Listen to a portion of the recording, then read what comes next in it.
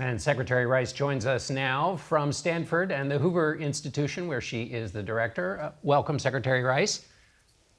Thank you very much. It's great to be with you. The FBI Director, Christopher Wray, told the Wall Street Journal this week that the ransomware threat was comparable to the challenge of global terrorism in the days after September 11th and that attack. Do you agree? Well, there's certainly some similarities. I was thinking very hard about what we want to say to countries where some of these ransomware attacks are taking place. The territory is being used in that way. But the leaders are saying, it isn't my responsibility. I can't control what goes on my territory. And I do remember when we said, if you're harboring a terrorist, you are in fact acting as a terrorist. I don't think it's that dramatic, but I do think we need to have a talk as an international community with these countries, like the Russians, for instance, to say, if criminal ransomware activities are coming out of your country, why don't we have intelligence cooperation, law enforcement cooperation to shut it down, and to in that way test the reality of how much the Russian government is or is not involved. President Biden is considering retaliating or punishing the Russians for just exactly what you're talking about, which is harboring cyber criminals in their territories. Do you think that's a good idea, to make those kinds of direct punishments? Well, I would certainly hope that the president has made clear to President Putin that this is just unacceptable. I mean, we've had attacks that have really gone after our infrastructure in important ways. If you look at the Colonial Pipeline attack, certainly one could imagine attacks against grids. These are serious infrastructure attacks that could shut down an economy. And so I think a very tough conversation with the Russians about their obligations under these circumstances is very much warranted. I don't know about retaliation yet because I'm not inside.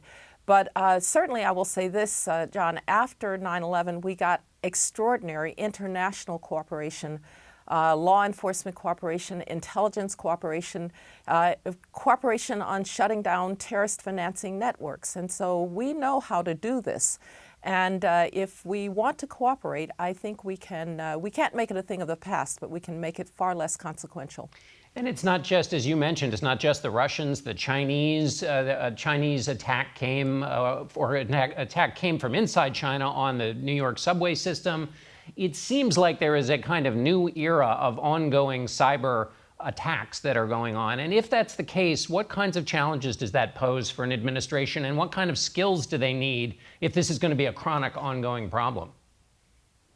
Well, I thought that Director Wray started in the right place, which is every company, every organization, every infrastructure organization really needs to redouble its efforts not to be vulnerable. And we know, too, that that means sometimes it's human beings who make the mistake of opening a portal through which these attacks can take place. So absolutely, we need better training for people and certainty that we've done everything that we can to harden these installations.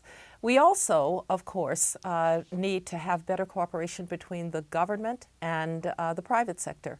This is different than terrorism in the sense that the portal is not owned by the United States government. It is a private portal. It's an open portal called the Internet. And I've always been struck, John, that it seems to me sometimes that the private sector and the government don't speak the same language here about what needs to be done. I've heard private companies here in the Valley say, well, I really don't want the government involved when I experience one of these attacks. Perhaps afraid that it's going to appear on the front page of the New York Times and there goes your stock price. But the fact is, if you're going to be able to attribute an attack, for instance, that very often isn't a matter of physical signature. It's a matter of marrying intelligence with what we know. And so somehow we've got to find the trust for the government and the private sector to be on the same page, to share best practices. And but several years ago, there was an effort by the Intelligence Committee, a bipartisan effort, to have just a way of sharing best practices. It failed for lack of trust. So if we're going to survive this, and you're right, it's getting more aggressive, it's getting more capable, and it's getting more frequent, then we're going to have to have much better cooperation between the government and the private sector. President Biden is scheduled to meet with President Putin in 10 days. Those who would like a tougher line on Russia basically say he shouldn't have the meeting because President Putin gets to look like he can do what he wants. He can imprison Alexei Navalny. He can act with impunity, and then he gets a meeting with the U.S. president. And the U.S. doesn't get much out of these meetings. What's your opinion on whether President Biden should be having this meeting? Well, look, even in the darkest days, Soviet leaders and American presidents found a way to meet. In those days, it was because we wanted to show the world that we didn't want to annihilate each other, which is why arms control treaties were the centerpieces of those meetings. But I see no problem in meeting with President Putin, but I hope there's a very frank discussion, first and foremost, about some of the issues that we've been discussing, these ransomware attacks. I hope there's a very frank discussion about the aggressive behavior in and around Ukraine, where I believe we've done the right thing in arming the Ukrainians. We've done the right thing in sending strong messages through heavy brigades in NATO countries like the Baltic states and Poland. We're doing many of the right things. We have sanctioned a lot of Putin and his inner circle. I have no problems with all of that. But there's no worry to have the meeting. It just has to be a pretty blunt and straightforward discussion with the Russians about this behavior. And oh, by the way, while we're at it, I would ask them what they are doing in Venezuela to keep Maduro in our region, in our hemisphere, propped up while the people of Venezuela are suffering, while the people of Colombia are experiencing refugee flows from Venezuela, where everybody is concerned about COVID outbreaks. Why are the Russians and their Cuban allies continuing to prop up Maduro? As someone who's been involved in these kinds of meetings, what's the metric for success that the public can use to gauge? Or is it really most of the work happens in kind of secret and we'll find out down the line if this was bearing fruit? Well, I would really ask the public to reserve judgment on the quote success, because actually I won't pay much attention to any joint communiques. I won't pay much attention to, oh, we've agreed to work together on X, Y, or Z. But over time, if we start to see that the Russians understand the messages that have been delivered privately, I will consider that a success.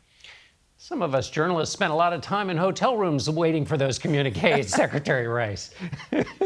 I know, and I'm sorry to say that, but I just said I wouldn't pay as much attention. You can pay as much attention as you'd like. Let me switch to China. You worked in the White House during the Cold War, and you also worked during the beginning of the Age of Terror. Do you think that the next age of U.S. national security challenges is really one centered around the relationship and tensions with China? Well, certainly the great rival now is China, but it's different than the Cold War because during the Cold War, our great rival, the Soviet Union, was a military giant, but it was frankly a technological midget and economically completely isolated from the international economy. I think the fact is that only about 1% of Soviet GDP was ever accounted for in international trade. So it really wasn't a factor in international commerce and the international economy. China is very different. It is a technological giant. It is increasingly seeking military capabilities that look as if they are trying to change the balance in the Asia-Pacific, push the United States out of the Asia-Pacific as the major power there. Certainly, some of the challenges that have been laid down about frontier technologies like AI and quantum computing show us that we're in a different world. And China, of course, is, by our choice, by decision of the last 30 or so years, integrated into the international economy. So it's a different kind of challenge. But it's one that I think can be met if we pay attention to our own strengths and making certain that we don't allow them to erode. I'm very supportive of this Endless Frontier bill that is making its way through Congress in a bipartisan way to have government support for fundamental research that will give us better grounding in things like AI and quantum computing. We have to do something about supply chain vulnerabilities with China, for semiconductors, for the pharmaceutical supply chain, for rare earth minerals. We know some of the work that we need to do. We also need to stand up to the Chinese and say what you have done in Hong Kong, which is to go back on a promise that you took in 1997 for one country, two systems. We see that what you really intended was one country, one system. That's not acceptable, and so I am supportive of some of the sanctions that have emerged in response to that activity. You mentioned the Endless Frontiers bill. The argument of that is that the U.S. needs to pick up the pace. It needs to invest more in research and development in order to have this competition with China, which, as you outlined, is across a whole series of different issues. If you were to evaluate the domestic U.S. Pace in participating in that competition, not militarily, but in all those other factors, how would you grade the United States in kind of being ready for that competition that China is so engaged in? Well, I'm certainly not as alarmed as some are, because I know how good we are at innovation. I know that our innovation comes from multiple sources, not from the federal government, not in a top-down way. I sit in a university at Stanford that is at the leading edge, like many of our great universities, on some of these sectors that are frontier technologies. And so I think the ecosystem is there, the infrastructure is there.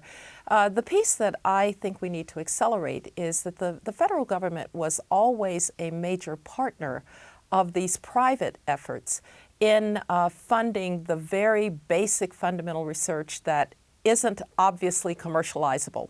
And so money through the National Science Foundation and other agencies is a really big part of creating an infrastructure for our ecosystem that the federal government has a role to play. But the one thing I wouldn't do, John, I sometimes hear, well, we have to have a national strategy like the Chinese national strategy. Our strength is really in diversified, dispersed innovation. And we never want to get to the place that somebody's trying to direct that from the center. You mentioned that over the last 30 years or so, China has been knit into the global economy. When you talk about supply chain, materials necessary for U.S. production come from China. With that coexistence in mind, President Biden is looking into how the pandemic started, and he is looking into the idea it may have started at the Wuhan lab. That's a way in which we're connected to the Chinese. What advice would you give him about trying to get actual answers about what happened? Well, the first thing is to recognize that there was too much of a tendency early on to dismiss this possibility of a laboratory leak. And I think there was a lot, and I think the press bears some responsibility for this. Well, it had to be animal to human transmission. These were conspiracy theories about a laboratory leak. And in fact, some of the evidence was right in front of our faces. We know that there were State Department diplomats who inspected, so to speak, that laboratory and came back and said that the safety practices were substandard. When we knew that there were patients back in November that had suspicious symptoms, maybe that was a time to start asking tough questions. And I think we perhaps didn't say enough about the problems of the WHO going in and allowing the Chinese to control the territory while they were trying to investigate. So now, better late than never. I'm glad we are fully looking at this. I'm not sure we'll ever know fully the story, but putting pressure on the Chinese, taking this to the United Nations, raising the profile of what China needs to do to help us get this right.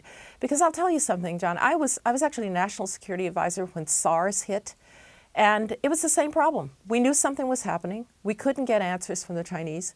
And so if we're not going to keep repeating this problem, and this one had much more devastating consequences, then we're going to have to be a little bit more aggressive with the Chinese about the need to cooperate. But I think we made a mistake earlier on in many people, many officials dismissed this possibility.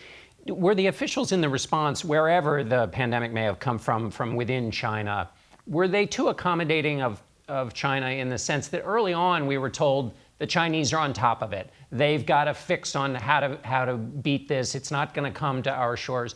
I can't imagine during the Cold War, U.S. government ever saying, well, the Russians have told us they're on the case, everything's fine.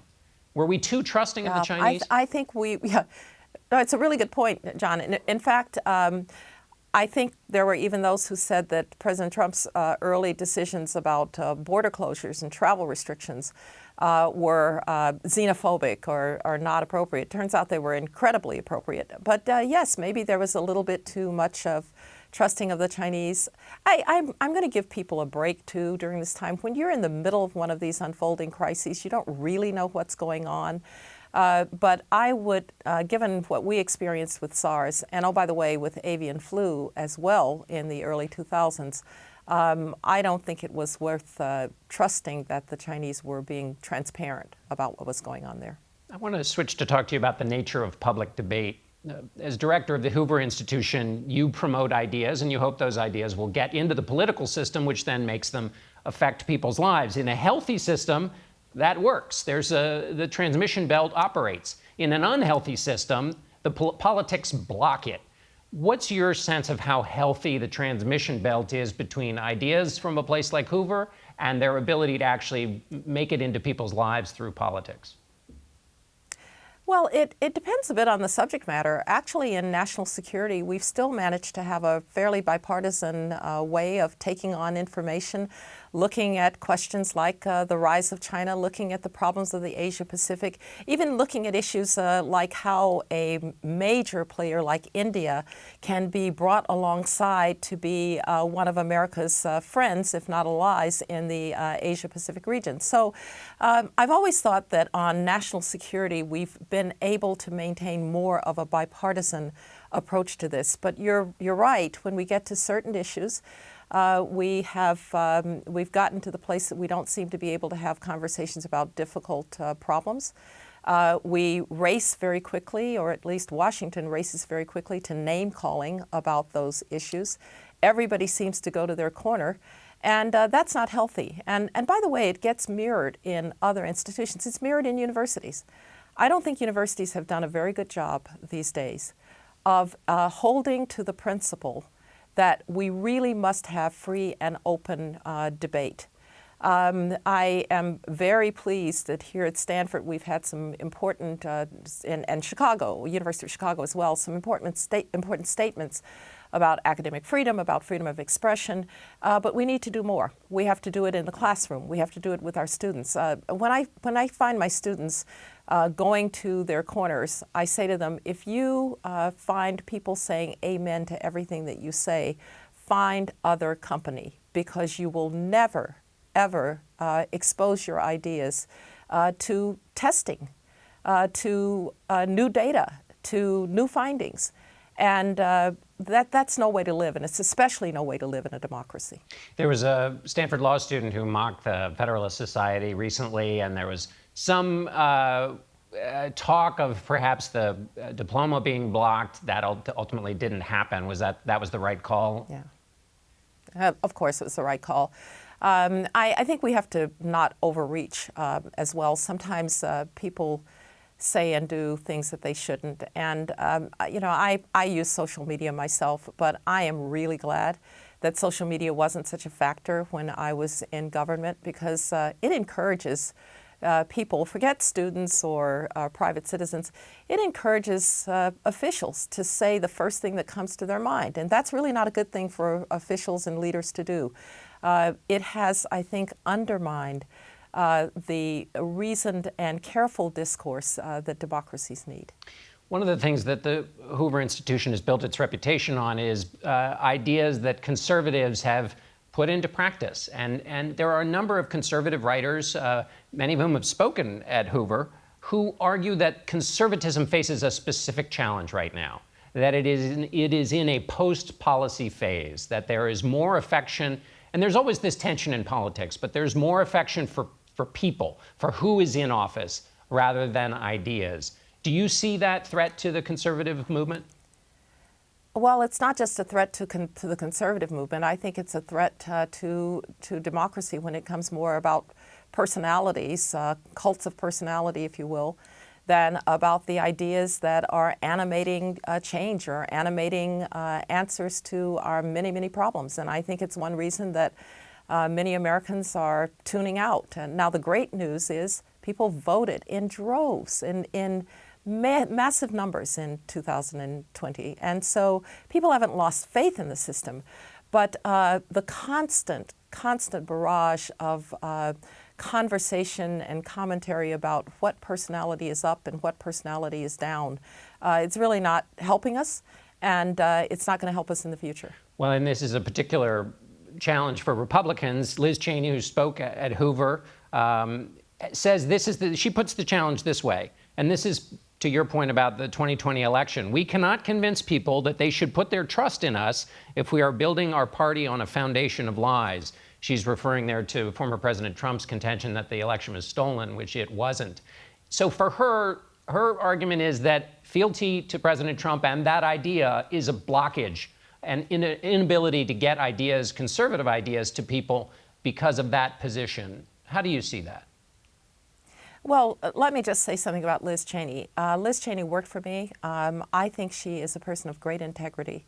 And she said what she thought, and we probably need more politicians who are willing to say what they think. And so that's to the matter of Liz Cheney. And I will leave to her definition of what faces us is as conservatives, or I will say as Americans. I will say this. Let me just stipulate flat out. President Biden and Vice President Harris won the election. By tradition, congratulated them next day. They won the election.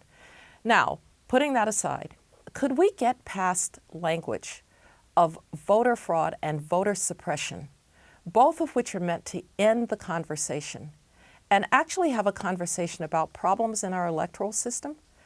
Could we have a conversation about how we make it possible securely for disabled people to vote and rural people to vote in whatever numbers they are inclined to do? Could we actually have a conversation about the problems with signature matching, which it takes professionals years to learn how to do it really effectively?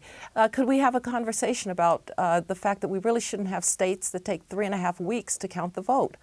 Or can we have a conversation about voter ID? I happen to think that if you can make it accessible for people to have a voter ID, perhaps that's the way to have more secure elections. In other words, we have to admit that there are issues with our electoral system. We had after 2000 and the Bush v. Gore events, we had a commission, the Ford-Carter commission, that made some recommendations. It was a group of, I encourage people to go back and look at the people who were on that commission.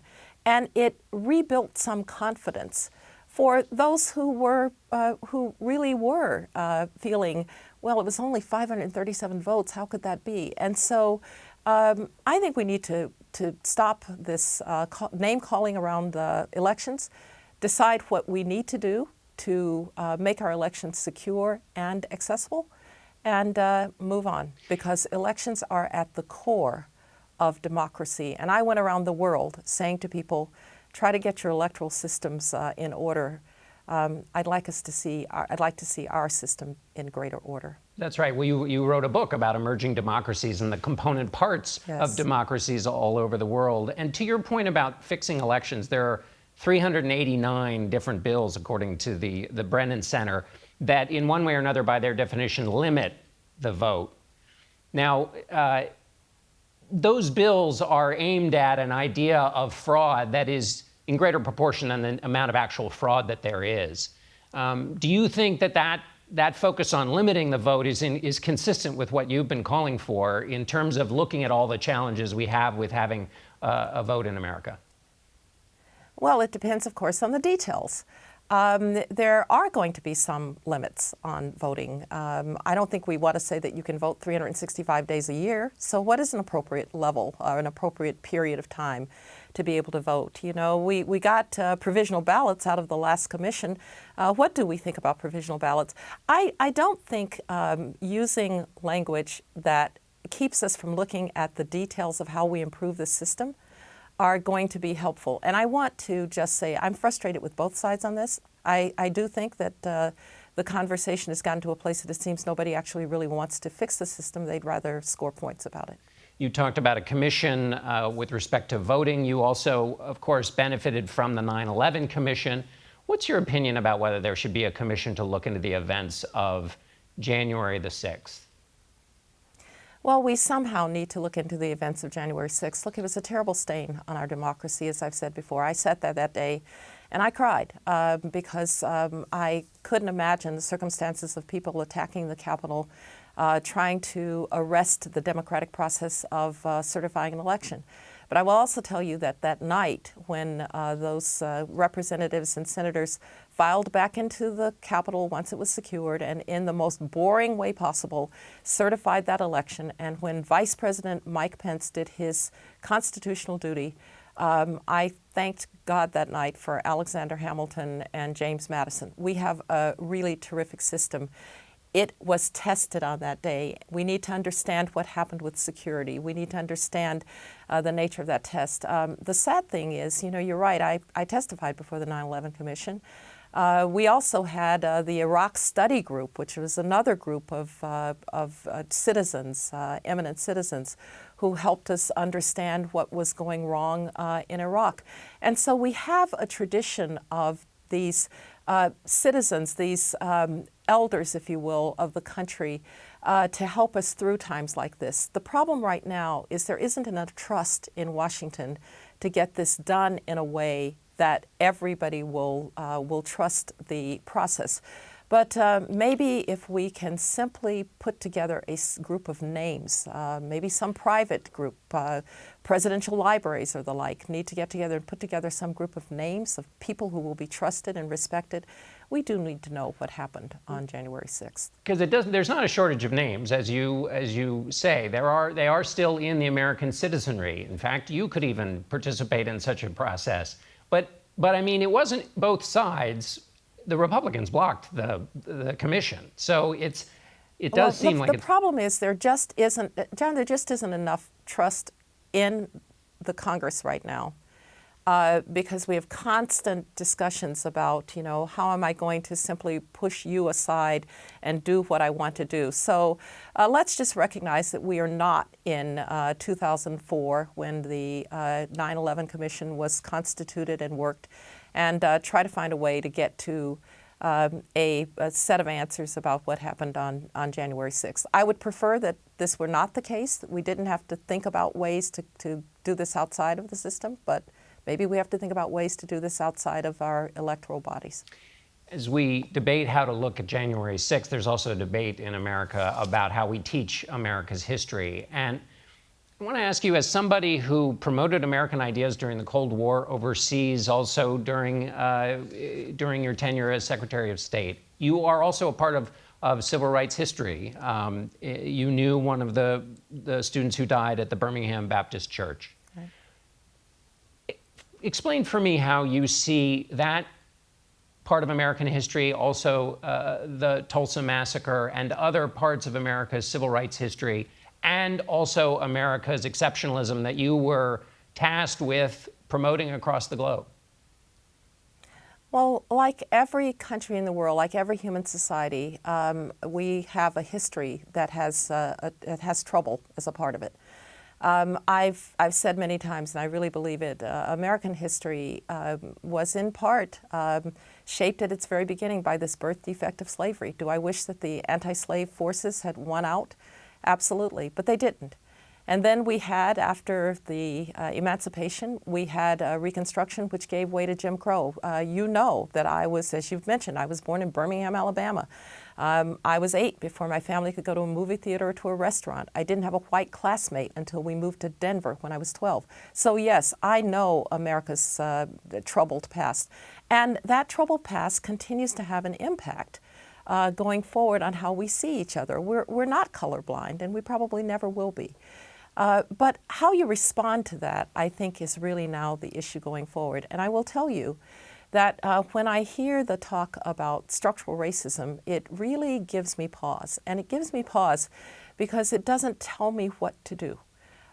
If we could talk about the impact of race on various aspects of our life. For instance, if you're in the medical field, I have family members who were victims of sickle cell.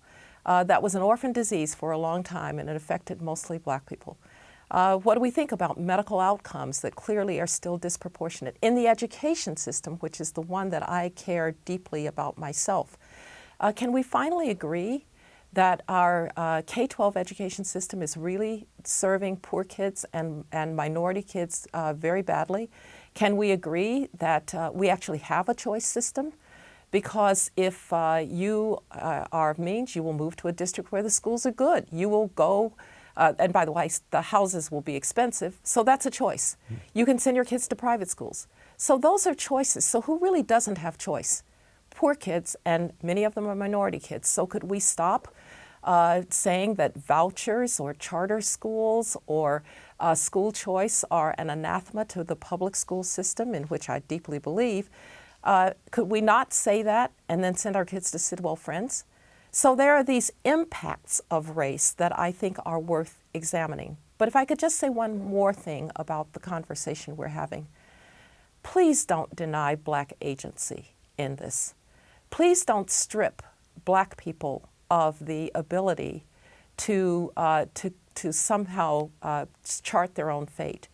When I was growing up in Alabama, my parents used to say, you have to be twice as good. And they didn't say, oh, it's sad that you have to be twice as good. They didn't say it as a matter of debate. They said, be twice as good and you will beat them at their own game. I want to see black achievement celebrated too. I want kids to know about Tulsa. I also want them to know what that black community did to overcome that horrible massacre. I want them to know about 63 in Birmingham, but I want them to know that the mayor of Birmingham today is a black man who grew up in a poor community. So I want them to see the forward progress of America as well on these issues. And I want us as a country to do it together, because I don't want this to be black against white, my weaponization of my identity against yours. We're in this together. Our history is challenging, but I really still think that our fundamental belief in individual responsibility and individual opportunities supported by communities that care, that most Americans actually believe in that. And just one quick point of clarification. Your point about structural racism is not that it doesn't exist, but that the term itself doesn't get you as far as you would like. Well, John, I've ceased to use it because I don't know what it means anymore. And I think it's become a barrier do I think that there are impacts of race that are clear in American life? Absolutely. But, you know, the other problem with it is it sounds so big and impenetrable, as if we have to jettison the system somehow.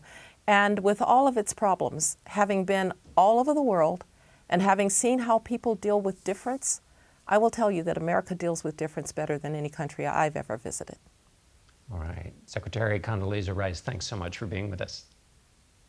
Pleasure to be with you.